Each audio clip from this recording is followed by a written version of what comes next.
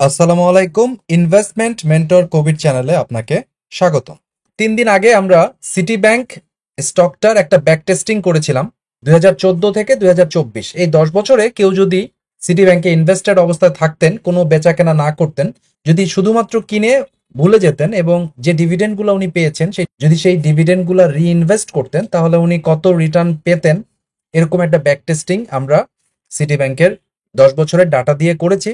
এটা করে আমরা আসলে বুঝতে চেষ্টা করেছি যে ভ্যালু ইনভেস্টিং আদৌ কাজ করে কিনা। বা আমাদের দেশে অনেকের মনে শঙ্কা থাকে বা অনেকেই সন্দেহ করতেছে বাংলাদেশের মার্কেটে হয়তো বা শুধুমাত্র স্পেকুলেটিভ যে শর্ট টার্ম ট্রেডিং এটাই আছে, এখানে ভ্যালু ইনভেস্টিং বলতে কোনো কিছু নাই। তো আশা করছি যারা সিটি ব্যাংকের এই ভিডিওটা দেখেছেন তারা বুঝতে পেরেছেন যে বাংলাদেশে ভ্যালু ইনভেস্টিং কাজ করে এবং খুব ভালোভাবে কাজ করে, এটা আপনারা অলরেডি বুঝতে পেরেছেন। তো যাই হোক, এই ভিডিওটা করার পরে অনেকেই আমাদের কাছে ইমেল করে পদ্মা, যমুনা এবং মেঘনা এই 3টা পেট্রোলিয়াম কোম্পানি সম্পর্কে এরকম একটা ভিডিও তৈরি করার অনুরোধ করেছেন। Padma well company limited total share হচ্ছে 9.82, গভর্নমেন্টের শেয়ার 50%। শেয়ারটার এনএভি 231 টাকা, দাম হচ্ছে 182 টাকা। ইপিএস ভালোই করতেছে, মনোপলি ব্যবসা আছে, যেহেতু গভর্নমেন্ট মেজর শেয়ার হোল্ড করতেছে, পাবলিক পোর্শন কম, মার্কেট ক্যাপিটালও খুব বেশি না, 1793, এবং ইপিএস এর গ্রোথ আছে, প্লাস ভালো ডিভিডেন্ড দেয়। যেমন 14 সালে তারা 140%, অর্থাৎ পার শেয়ারে 14 টাকা ডিভিডেন্ড দিয়েছে। তার আগে 13.5, তার আগে 12.5, তার আগে 12.5, তারও আগে 12.5, তার আগে 13। তো এরা মোটামুটি ক্যাশ ডিভিডেন্ড দেয় এবং এদের প্রচুর এফডিআর আছে, যার কারণে ইপিএস বাড়ে। এই কারণে এবং গভর্নমেন্টের শেয়ার সবকিছু মিলে মানুষের মধ্যে এটার ব্যাপারে পজিটিভ দৃষ্টিভঙ্গি আছে। এবং অনেকেই আমি জানি আমার চ্যানেলের ফলোয়ার বা আমার আশেপাশের লোকজন যারা পদ্মা, মেঘনা এবং যমুনাকে ওয়ান অফ দ্য বেস্ট বা এই শেয়ারগুলোকে টপ ক্লাসের বা প্রিমিয়াম কোম্পানি হিসাবে ভাবে। তো যাই হোক, আমরা একটু দেখবো যে এই কোম্পানিগুলো আসলে গত 10 বছরে কিরকম রিটার্ন দিয়েছে, বা যারা এই 10 বছর এই শেয়ারটা ধরে রেখেছে তারা কিরকম রিটার্ন পেয়েছে, এটা আমরা একটু দেখবো। দর্শক, স্ক্রিনে আপনি পদ্মা ওয়েলের ব্যাক টেস্টিং এর ডাটা দেখতে পাচ্ছেন। 2014 থেকে 24 আমরা এটা করেছি। এটা জুন ক্লোজিং শেয়ার। তো জুন মাসে 30 জুন 2014-তে ওর দাম ছিল 256 টাকা। তো আমরা যেহেতু 10 বছরেরটা হিসাব করেছি 14 থেকে 24, এবং এটা জুন ক্লোজিং এর শেয়ার, সো 30 জুন 2014 যে দাম ছিল আমরা ওইটাই নিয়েছি।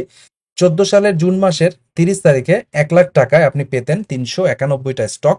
এই কোম্পানি গত 10 বছরে কোনো স্টক ডিভিডেন্ড দেয় নাই, শুধুমাত্র ক্যাশ ডিভিডেন্ড দিয়েছে। তো আমরা কি করেছি, এই যে ক্যাশ ডিভিডেন্ড গুলো গত 10 বছরে যেগুলো দিয়েছে সেগুলো লিখেছি, এবং আফটার ট্যাক্স রিটার্ন কত আসে, মানে ডিভিডেন্ড আকারে আফটার ট্যাক্স কত আসে, এবং সেটাকে গুণ করেছি টোটাল নাম্বার অফ শেয়ার দিয়ে, যা টোটাল ডিভিডেন্ড যেটা পেয়েছি ক্যাশ ট্যাক্স বাদ দেওয়ার পরে সেটা আমরা এখানে লিখেছি। এবং পরবর্তী বছরে 30 জুন 2015-তে গিয়ে এই ডিভিডেন্ডের টাকা আবার রিইনভেস্ট করেছি। এবং এই 30 জুন তারিখটা নিয়েছি কারণ একটাই, যে এই দিনগুলোতে যে দাম ছিল সেই দামটা তাদের অ্যানুয়াল রিপোর্ট থেকে আমরা নিয়েছি। আমরা কোনো টেকনিক্যাল চার্ট ব্যবহার করি নাই, সঠিক থাকার জন্য। তো আমরা একই দিনে ইনভেস্ট করেছি গত 10 বছরে, ডিভিডেন্ডটাকে রিইনভেস্ট করেছি। আর আমাদের ইনিশিয়াল ইনভেস্টমেন্ট 1 লাখ। যেহেতু স্টক ডিভিডেন্ড পাই নাই, আমার নাম্বার অফ শেয়ার যা ছিল তার চাইতে খুব একটা বাড়ে নাই, কারণ স্টক ডিভিডেন্ড, ক্যাশ ডিভিডেন্ড যেগুলো দিয়েছে ওগুলো দিয়ে কিনতে কিনতে আমি টোটাল, শুরুতে আমরা কিনেছিলাম হচ্ছে 391টা শেয়ার, তারপরে ডিভিডেন্ডের টাকা দিয়ে কিনতে কিনতে সর্বমোট আমাদের শেয়ার হয়েছে 638টা। তো বর্তমান দাম আমরা যদি 30/6/2024 ধরি, এখন দাম 182, বাট আমাদের ওই 30/6/2024 যদি আমি কাউন্ট করি, যেহেতু 14 থেকে 24 আমি করতেছি, তখন দাম ছিল 187 টাকা। তাহলে সর্বসাকুল্যে আমার শেয়ারের বর্তমান যে সেল ভ্যালু সেটা হচ্ছে গিয়ে 1,19,598 টাকা। তার মানে গত 10 বছরে আমি ডিভিডেন্ড রিইনভেস্টমেন্ট করার পরেও 1 লাখ টাকার টোটাল ভ্যালু বর্তমানে 1,19,598। তাহলে আমার হোল্ডিং পিরিয়ড রিটার্ন, বা আমি যদি সিএজিআর ক্যালকুলেট করি যে গত 10 বছরের পার ইয়ার আমার সিএজিআর রিটার্ন কত, পদ্মা ওয়েল থেকে সিএজিআর রিটার্ন হচ্ছে আমার 1.18%। অন্যদিকে 2014 সালে 10 বছর মেয়াদী ট্রেজারি বন্ডের ইল্ড ছিল 11%। সেটাতে যদি আপনি 1 লাখ টাকা ইনভেস্ট করতেন তাহলে আপনার টোটাল রিটার্ন থাকতো হচ্ছে 2,04,500। সেই ক্ষেত্রে আপনি 11% রিটার্ন নিশ্চিত করতে পারতেন। তো বাস্তবে দেখা গেল যে ট্রেজারি বিল বন্ডের রেটের চাইতেও আমাদের পদ্মা ওয়েলের রিটার্ন কিন্তু খুব একটা ভালো না। এটা রিটার্ন মাত্র সিএজিআর হিসাব করলে কম্পাউন্ডেড অ্যানুয়াল গ্রোথ রিটার্ন 2014 থেকে 24 মাত্র 1.81। মার্কেটের রিটার্ন ছিল 1.81, মার্কেটকে সামান্যভাবে বিট করছে, আর ইনফ্লেশন ছিল 6.93। তো ইনফ্লেশনকে বিট করতে পারে নাই। তার মানে পদ্মা ওয়েল কোম্পানিটা গত 10 বছরে 2014 থেকে 24 ব্যাক টেস্টিং করে আমরা দেখলাম এর কিন্তু কোনোভাবেই ইনফ্লেশনকে বিট করতে পারে নাই। আহ, সে ট্রেজারি বিল বন্ডকেও বিট করতে পারে নাই, ইভেন ব্যাংকের এফডিআর কে, ইভেন ব্যাংকের সেভিংস অ্যাকাউন্টকেও, সেভিংস অ্যাকাউন্টের যে সুদ 2.5% 3% ওটাকেও বিট করতে পারে নাই। এটাই হচ্ছে বাস্তবতা। আগামীতে কি করবে আমরা জানি না, বাট যা ঘটনা ঘটেছে সেটা আমরা আপনাদের সামনে তুলে ধরলাম। 2014 থেকে 24 এই পিরিয়ডে সিটি ব্যাংকের সিএজিআর পেয়েছি ইয়ারলি 11%। পদ্মা ওয়েলের ক্ষেত্রে আমরা সেটা পেয়েছি 1.81%। এই আলোচনার প্রেক্ষিতে আমি একটা কথা শুধু বলতে চাই যে পারসেপশন এবং ফ্যাক্ট এই দুইটার মধ্যে অনেক পার্থক্য আছে। আমাদের মার্কেটের ইনভেস্টরদের মধ্যে পারসেপশনে অনেক কোম্পানি আছে যেগুলোকে আমাদের খুব প্রিমিয়াম কোয়ালিটির কোম্পানি মনে হয়, বাট বাস্তবে ফ্যাক্ট চেক করে আপনাকে বোঝা উচিত যে এই কোম্পানিটাকে আমি খুব ভালো কোম্পানি ভাবছি, বাট আদৌ সেটা ভালো কোম্পানি কিনা এটার জন্য আসলে বিভিন্ন প্রকার ফান্ডামেন্টাল ক্রাইটেরিয়ায় আপনাকে ফ্যাক্ট চেক করে দেখে সেটা বুঝতে হবে। যেমন একটা কোম্পানির ভবিষ্যতের রিটার্ন কেমন হবে এটা আসলে ডিপেন্ড করতেছে কোম্পানিটার বিজনেস ইকোনমিক্স এর উপরে, তার ক্যাপিটাল অ্যালোকেশন পাওয়ারের উপরে, ম্যানেজমেন্টের স্বচ্ছতা এবং ম্যানেজমেন্টের এফিসিয়েন্সির উপরে। তো এরকম কোম্পানি যেগুলো মনোপলি বিজনেস করতেছে এবং যেগুলা গভর্নমেন্টের 50% শেয়ার হোল্ড করতেছে, এরপরেও কিন্তু গত 10 বছরে ভালো ডিভিডেন্ড দেওয়ার পরেও কিন্তু গত 10 বছরে সে ইনফ্লেশনকে দূরের কথা, সে ব্যাংকের সেভিংস এর রেটকেও বিট করতে পারে নাই। মেসেজ, এই ভিডিওর মেসেজটা হচ্ছে যে কোনো কোম্পানি কেনার আগে বা একটা কোম্পানির ব্যাপারে একটা মন্তব্য বা ধারণা করার আগে পারসেপশন দিয়ে সেটা না করে ফ্যাক্ট চেকিং এর মাধ্যমেই সেটা ডিসাইড করেন, তাহলে আপনি ভ্যালু ইনভেস্টিং এ বেশি রিটার্ন বা বেটার রিটার্ন পেতে পারবেন।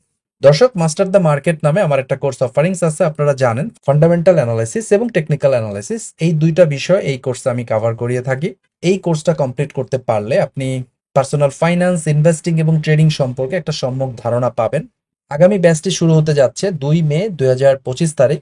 এই ব্যাচে যদি জয়েন করতে চান আমাকে ইমেল করতে পারেন stockanalyst.kobir@gmail.com এই ঠিকানায়, অথবা imkfintechschool@gmail.com এই ঠিকানায়। দর্শক, আপনার যদি লার্নিং এর ব্যাপারে পজিটিভ মাইন্ডসেট থাকে এবং শেখার জন্য আপনি যদি টাইম এবং এফোর্ট দিতে রাজি থাকেন, তাহলে অবশ্যই আপনার সাকসেসফুল ইনভেস্টর বা ট্রেডার হওয়ার জার্নিতে বা ফিনান্সিয়ালি ফ্রি হওয়ার যে জার্নি, সেই জার্নিতে আমরা আপনাকে অনেক দূর এগিয়ে নিয়ে যেতে পারবো, এই বিশ্বাস আমাদের আছে। সো মাস্টার দ্য মার্কেট কোর্সে আগামী 2 মে 2025 তারিখের ব্যাচে জয়েন করতে চাইলে আমাকে ইমেল করুন stockanalyst.kobir@gmail.com এই ঠিকানায়। ফিরতি ইমেলে কোর্সের ডিটেল আউটলাইনটা আপনি পেয়ে যাবেন।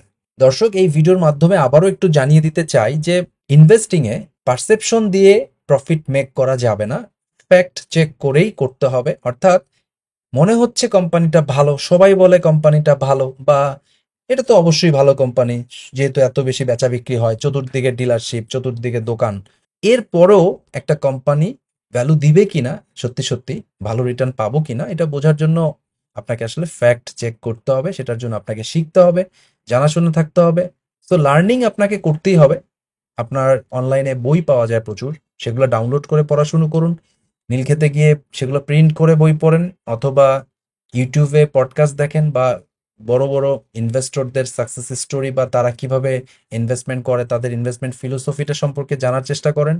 আইএমকে ফিনটেক স্কুল চ্যানেলের মাধ্যমে আমরা একটা ভ্যালু ক্রিয়েশন করতে চেষ্টা করছি, যাতে করে এই ভিডিওগুলো দেখে কিছু না কিছু মেসেজ আপনি পান, পজিটিভ মেসেজ পান, কিছু না কিছু ভ্যালু ক্রিয়েশন যাতে হয় আপনার লার্নিং এর দিকে, যেন আমরা আপনাদেরকে ধাবিত করতে পারি, বা এই চ্যানেলের ভিডিও দেখে আপনার জন্য একটু হলেও নলেজ বৃদ্ধি পায়। এই ইচ্ছা নিয়ে বা এই উদ্দেশ্য নিয়ে আমরা এই চ্যানেলটি শুরু করেছি, এবং আমি এবং আমার টিম মেম্বার্সরা প্রতিদিন একটা করে লার্নিং কন্টেন্ট আপনাদের জন্য আপলোড করে যাচ্ছি। যদি এই কন্টেন্টগুলো ভালো লেগে থাকে অবশ্যই চ্যানেলটিকে সাবস্ক্রাইব করুন, লাইক, কমেন্ট ও শেয়ার করতে ভুলবেন না। আমাদের আগামী ভিডিওটি দেখার আমন্ত্রণ জানিয়ে আজকে আমি এখানেই বিদায় নিচ্ছি। সবাই ভালো থাকবেন। আল্লাহ হাফেজ।